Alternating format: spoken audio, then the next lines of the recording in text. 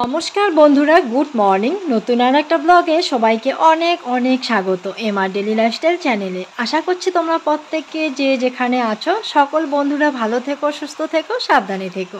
আর আমরাও কিন্তু বেশ ভালোই আছি, আর দিনগুলো কোনো রকমভাবে চলেই যাচ্ছে।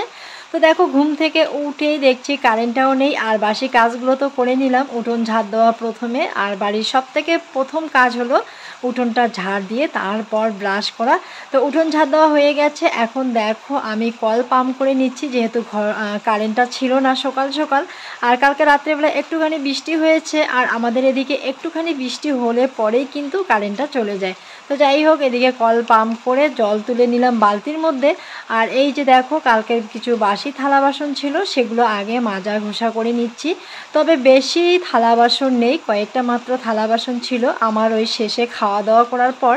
আর ইচ্ছা করলো না, যেহেতু আর কি খাওয়া দাওয়া করার পর কারেন্ট ছিল না। আর কালকে কিন্তু আমরা এই যে লাইটের আলো দিয়ে মোমবাতি দিয়ে রাত্রিবেলায় খাওয়া দাওয়া করে নিয়েছিলাম, তাই আর একদমই ইচ্ছা করলো না যে এই অন্ধকারের মধ্যে কলের পাড়ে বসে বসে থালা বাসনগুলো মেজে নিই। তাই ডেস্কি যা যাবতীয় কয়েকটা থালা বাসন ছিল সেগুলো না আমি আর কি আমাদের আর কি কলের পাড়ে ভিজিয়ে রেখেছিলাম। তো এগুলো এখন না মাজা ঘষা করে নিলাম। আর এই যে দেখো, প্রতিদিনকার মতো আজকেও এখানে জল ঝরানোর জন্য আমি রেখে দিচ্ছি, কারণ জলটা ঝরে গেলে আমার না অনেকটা সুবিধা হয়। যেহেতু আমরা খাওয়া দাওয়া সমস্ত কিছু আমাদের ওই যে শোয়ার ঘরে করে থাকি, আর ওখানেই আমরা যেহেতু বারান্দার একটা রুম বাইর করে নিয়েছি, ওখানেই কিন্তু আমরা গ্যাসটা রাখি। ওই গ্যাসের ঘরে সমস্ত থালা বাসন নিয়ে যাওয়া হয়। তো যাই হোক, ওখানে যদি জলটা পড়ে না পাখার মধ্যে, সেটা আবার একটা নেকড়া দিয়ে আমাকে মুছে নিতে হবে।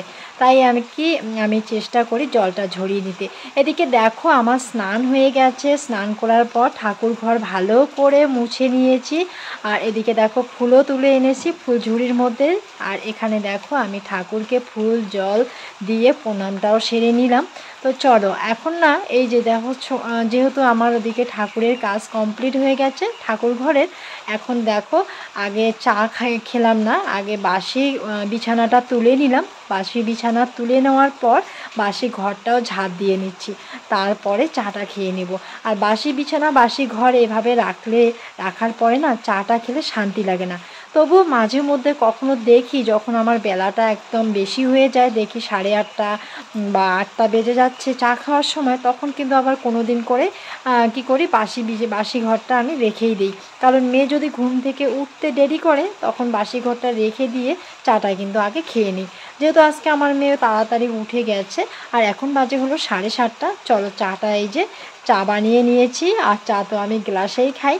তো মুড়ি নিয়েছি, আর আজকে সেরকম কিছু নেই। তো যাই হোক, মুড়ি খেলে পরে আমার ভীষণ মিস করি চানাকে।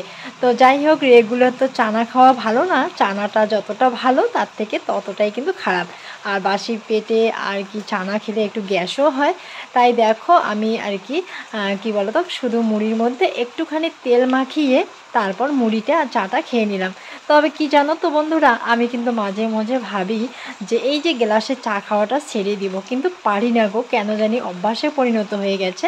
তো যাই হোক, সকাল সকাল একটুখানি মেয়ের জন্য আর কি ভাত বসিয়ে দিয়েছি। মেয়ের পরীক্ষা, আর মা মেয়ে মিলে বেরিয়ে পড়লাম। তো সিদ্ধ ভাত করেছি, সাথে ডিম সিদ্ধ দিয়েছি। আর আজকে মেয়েকে জোর করে ডিম সিদ্ধ খাইয়েছি। ও রেগুলার জানো তো, মানে ডিম সিদ্ধ তো পছন্দ করে না, ও অমলেট খেতে চায়। আজকে জোর করে আমি নিজের হাতে ওকে ডিম সিদ্ধ আলু সিদ্ধ দিয়ে খাইয়ে দিয়েছি। তারপর আমটা কেটে নিলাম, যে যতটুকু পেরেছে খেয়ে নিয়েছে। এদিকে দেখো, মা মেয়ে মিলে রেডি হয়ে বেরিয়ে পড়লাম টোটোতে করে। স্কুলে পরীক্ষা হয়ে গেছে, এখন বাড়ি চলে এসে দেখো ঝটপট করে এই যে রান্নাগুলো কমপ্লিট করে নিচ্ছি। বাড়িতে এসে দেখি মাছ নিয়ে এসেছে, মাছটা আমি বাটা মাছটা আমি ভেজে নিলাম। তারপরে গুঁড়ো মাছও নিয়ে এসেছে, তো গুঁড়ো মাছটাও এদিকে দেখো আমি ভাজবো। তো চলো, তারপর আমি পটল কেটে নিয়েছি, মেয়েকে পটলের চপ করে দিব, আমি পটলের ভাজি খাবো। তো যাই হোক, এদিকে দেখো আমার মাছটাও ভাজা হয়ে গেছে। আর এক এক করে দেখো মাছগুলো আমি নামিয়ে নিচ্ছি। তো খুব তাড়াহুড়ো হয়ে যায় জানো তো, এদিকে বাচ্চাকে স্কুলে নিয়ে যাওয়া, তারপর এদিকে বাড়ি এসে রান্না কমপ্লিট করা। কিন্তু যাই হোক, সকালবেলা যেহেতু আমি সিদ্ধ ভাত করে গেছি, দুপুরের জন্য আমি চালটা বসিয়ে দিয়েছিলাম একটুখানি আর কি, মানে আর কি হালকা হলাম, যেহেতু ভাতটা করতে হলো না। তো ঝটপট করে সবজিগুলো করে নিচ্ছি। কিন্তু সবজি করতে গিয়েও কিন্তু মানে একটা দুটো করে সবজি করেও কিন্তু অনেক কয়েকটাই সবজি হলো। তো এখানে দেখো 2 ধরনের মাছ, ছোট ছোট মাছগুলো আমার মেয়ে খাবে আর বড় মাছগুলো আমরা খাবো।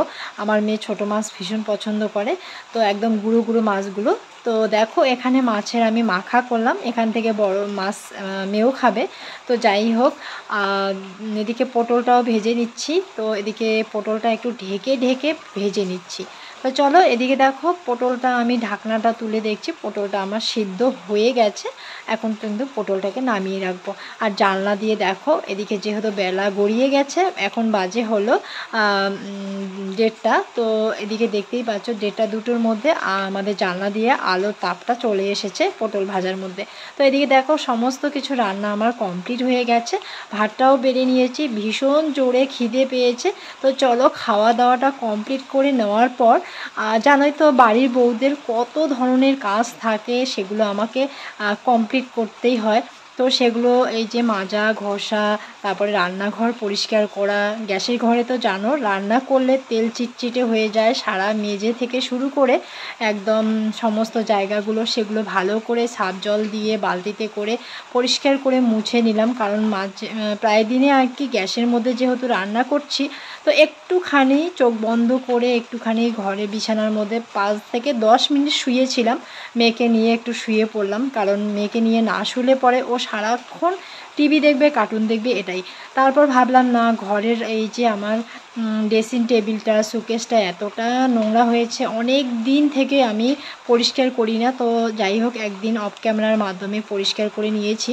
তারপর এই দেখো উঠে আমি একটা নেকড়া নিয়ে আমার ড্রেসিং টেবিলটা, মানে সমস্ত জিনিসগুলো আমার নিত্য প্রয়োজনীয় যা যা জিনিস সেগুলো আর কি সুন্দর করে একটু পরিষ্কার করে ঝেড়ে নিচ্ছি। তবে ভাবলাম বিকেল টাইমে একটুখানি ঘরটা মুছে নিব, তবে আর হবে না, যেহেতু এখন বাজে হলো 4টা, আর একটু বাদেই কিন্তু বেলা বেশিক্ষণ নেই। আর এগুলো গোছগাছ করতে করতে কিন্তু আমার আর সময় হবে না। তো এদিকে ড্রেসিংটা ভালো করে পরিষ্কার করে নিচ্ছি। আর বুঝতেই পারো বাড়ির বউদের কত ধরনের কাজের সাথে নিজেকে জড়িয়ে দিতে হয়, বাচ্চা, তারপরে রান্নাবাড়ি, ফ্যামিলি পারপাস। এদিকে দেখো নিজে তো নিত্য প্রয়োজনীয় কাজগুলো থাকে, সেগুলো তো গোছগাছ করে নিতেই হয়। এই জিনিসগুলো আমাকে সারাক্ষণ হাতাতে হয়, মানে সব সময় লাগে। তো এই জিনিসগুলো না ধুলো ময়লা পড়ে থাকলে একদমই ইচ্ছে করে না হাতাতে। তাই দেখো সমস্ত জিনিসপত্রগুলো আমি পরিষ্কার করে পরিপাটি করে মুছে নিচ্ছি। আর এই যে প্লাস্টিকের তোড়াটা দেখতে পাচ্ছ, এটা কিন্তু আমি আমার বাবার বাড়িতে তৈরি করেছি, বিয়ের পর শ্বশুর বাড়িতে নিয়ে এসেছিলাম। এটা কিন্তু শোকেসের উপরে ছিল, আর এটার মধ্যে অনেক ধুলো ময়লা পড়ে গেছে।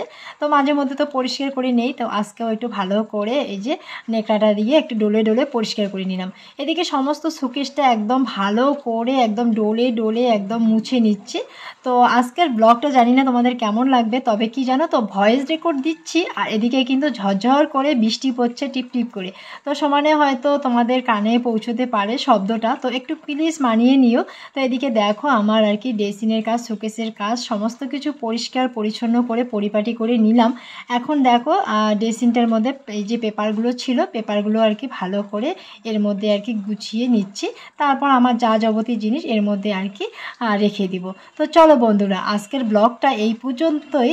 তো যাই হোক, ব্লগটা তোমাদের কেমন লাগবে জানি না, ভালো লাগলে অবশ্যই লাইক করো, কমেন্ট করো, আর সাবস্ক্রাইব করে দিতে একদমই ভুলো না। তো যারা আমার নতুন বন্ধু হয়ে আমার ভিডিওটা দেখছো, তারা অবশ্যই সাবস্ক্রাইব করে দিয়ে পাশে থেকো। Good night.